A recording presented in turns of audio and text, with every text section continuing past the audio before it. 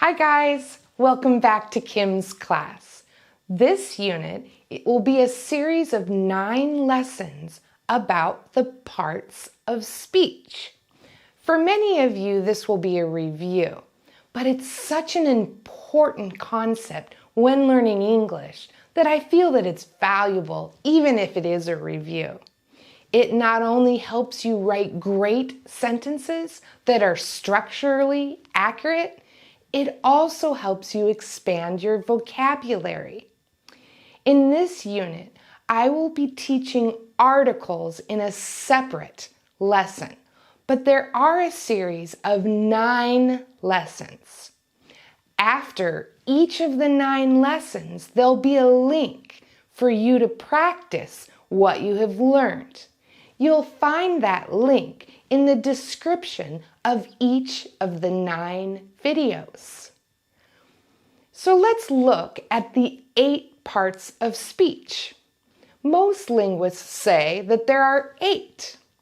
Each part of speech explains not just what the word is, but how the word is used.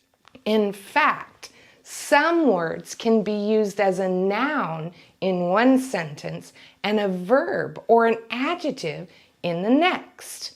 For example, we have nouns, verbs, adjectives and articles, adverbs, pronouns, prepositions, conjunctions, and interjections. As I said, learning these parts of speech is very important. Even people who speak English as their native language need to practice this concept. But English sentences can all be divided into their parts of speech. When we know these parts of speech, it can help you understand much better. It helps with your listening, your reading, your writing, and your speaking skills. See why that might be valuable? When you study vocabulary, it's also very important that you pay attention to the parts of speech. Today's lesson is on articles. As I said in the last lesson on adjectives, articles are not considered a separate part of speech. They're actually considered an adjective. However, articles can be confusing for English language learners because articles don't always exist in all languages. This is why I chose to do a separate lesson on articles. Let's look at the objectives for today's lesson. The first objective says, I can define an article. The next objective says, I know the difference between a definite and an indefinite article. And the last objective says, I understand when to use each of the 3 articles. An article is a word that modifies or describes the noun. It is used before the noun to show whether something is specific or not. There are only 3 articles in English. That's encouraging, right? However, these 3 words are the most used in the English language, and when not used correctly, they're the first sign that someone's first language is not English. Since all of you here in Kim's class are striving to sound native, I'm sure you're interested in learning these 3 words correctly. There are 3 articles, as I said. There are definite articles, like the article the. We use the in front of all nouns. It doesn't matter if the nouns are singular or plural, countable or uncountable. We use it to describe someone or something that is specific or unique. For example, the earth, the world, the air, the weather, the moon, the president, the CEO, and the sun. And there are two indefinite articles, a and an. Both are used in front of singular, countable nouns that are not specific. We use the a if the noun that follows it starts with a consonant.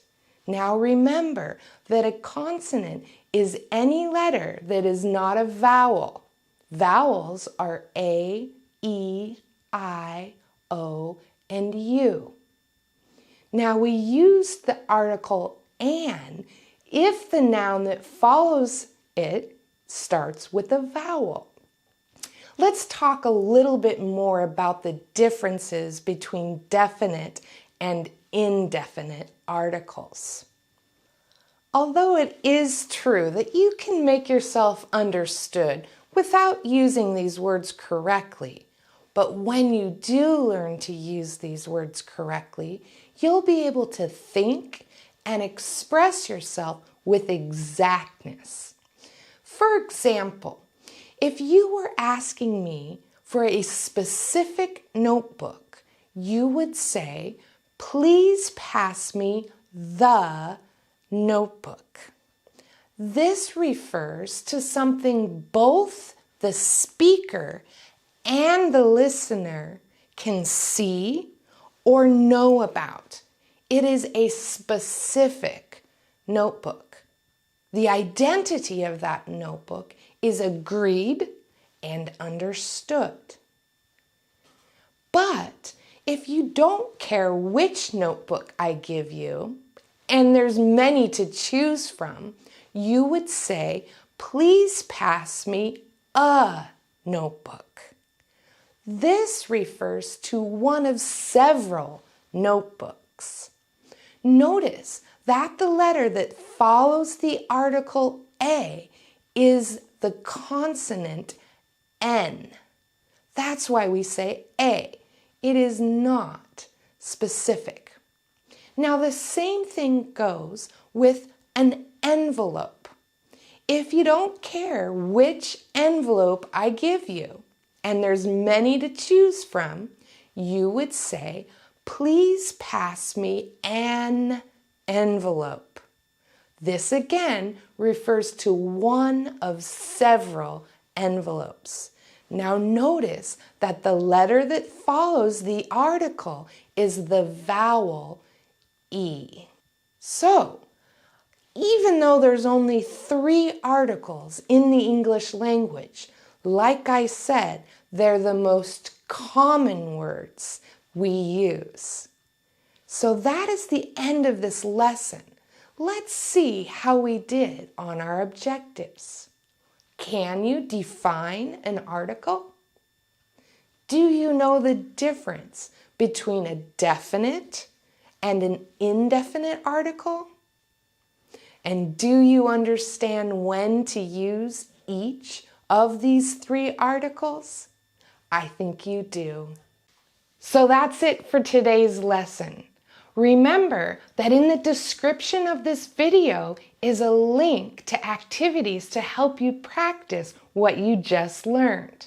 But before you go, I'd like to ask you to do a few things. If you enjoyed this video, please like it.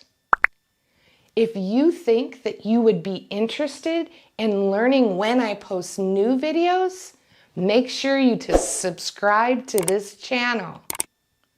How about if you think you have friends that might be interested in learning about parts of speech? Well, share it with them. I would also really enjoy if you would make a comment in the comment section. Try and write a good sentence using the parts of speech you learned today.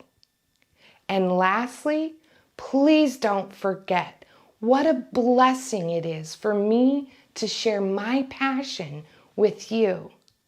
Thank you from the bottom of my heart for allowing me to come on this journey with you to learn English. Goodbye for now. I can't wait to see you.